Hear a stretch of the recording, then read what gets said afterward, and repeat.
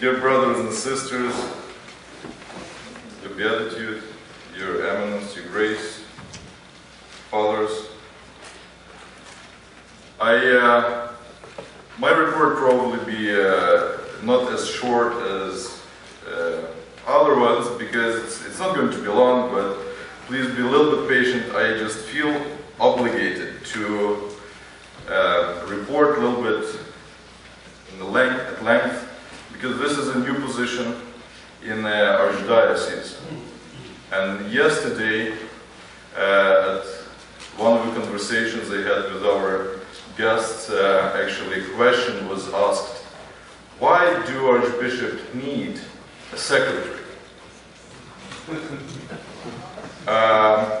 Thank God one of the Stas people were nearby, and they were able to answer this question. Some of the answers you heard from presentation of His Eminence and report of Chancellor. By statistics of this country, our Archdiocese is only Orthodox diocese that grows. Most recent statistics of, for example, my former jurisdiction, Ukrainian Orthodox Church of Canada, they decrease in membership 25% in 5 years. They project to decrease in membership 33% in next 5 years if things don't change. We are growing. We are four times grew from a time that His Eminence took this archdiocese under his pastoral homophorium. With this administration growing, and demands of the administration is expanding, and His Eminence is just physically is not capable of doing it all himself. He was doing it for the last 23 years. So please be patient. I'll read through my report, and then hopefully it will be questions, and I will be able to address those questions as well. Your Beatitude, Your Eminence, Your Graces, Reverend Fathers, and all gathered for this assembly. With the blessing of His Eminence, Archbishop Seraphim, I have the honor to present to this God-fearing Archdiocesan Assembly the report of my activities as Episcopal Secretary. To begin with, I would like to thank Vladika Seraphim for his continual trust and support. To Father Alexander for his constant care, help, and patience. Deacon Gregory Scratch for his work as a Stas president. Olga Jurgens and Helen Colhane for their greatly needed help and assistance in the office, as well as their personal support. Subdeacon Sebastian and Jeremy Scratch for their long hours of work and serving, and Matushka Magdalene from Winnipeg for her assistance. As all of you who constantly help, support, and encourage me as I attempt to fulfill my obligation in the Archdiocese.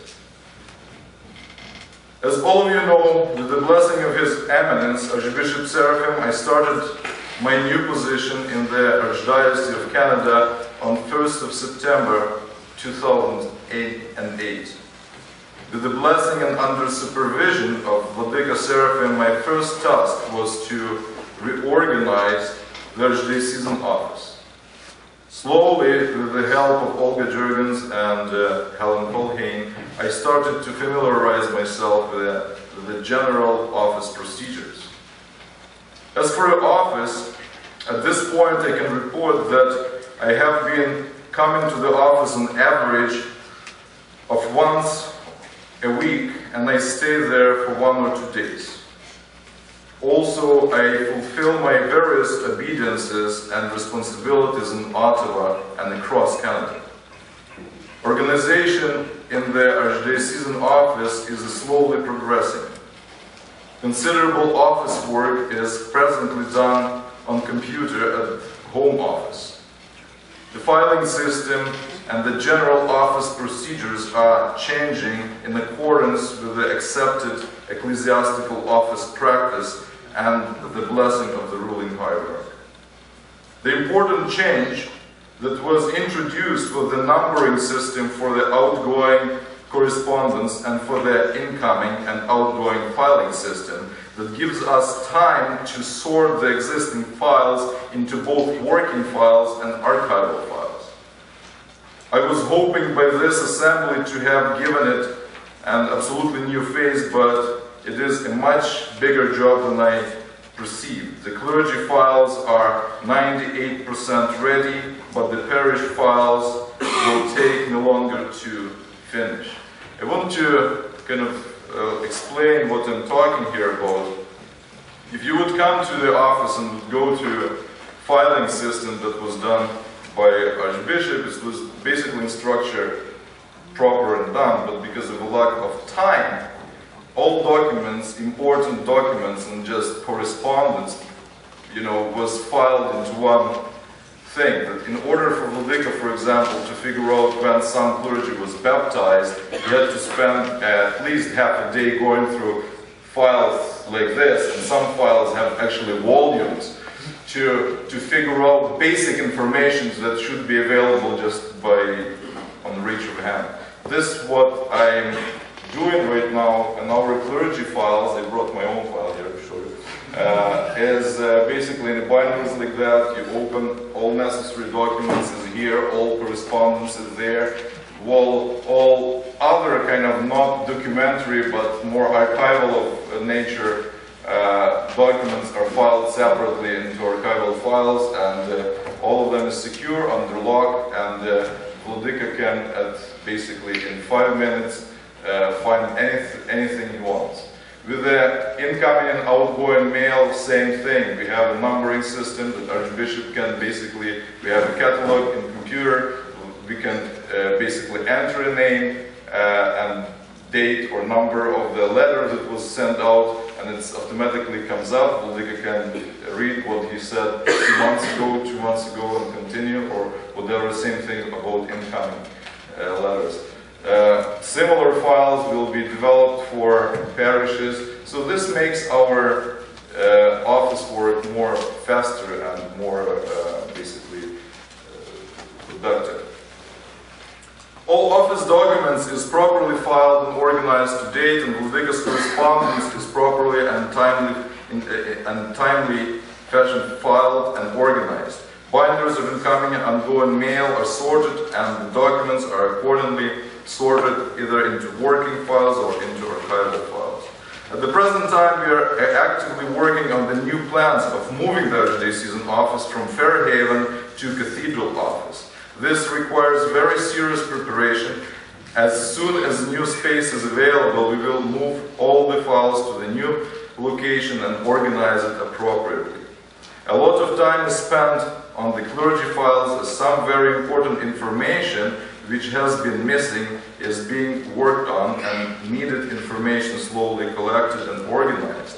For example, until Vladika Seraphim became a ruling bishop of this diocese, lots of documents were just automatically sent to headquarters in the United States, and nothing on the clergy was, no documents were kept here. Same thing, no baptismal certificates, no nothing. I mean, so younger clergy we have records on. Older clergy, unfortunately, I have to ask Father Alexander and their office staff in Siyasat to help me with it, and they were very helpful. So now we're kind of on a track. Also, a system of clergy service records, which is normal ecclesiastical kind of system, which is an abridged form of personal file, was introduced.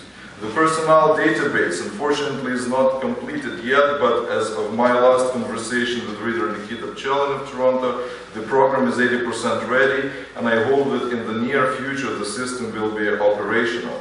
And this system will give us not only clergy information, but parish, like basically information.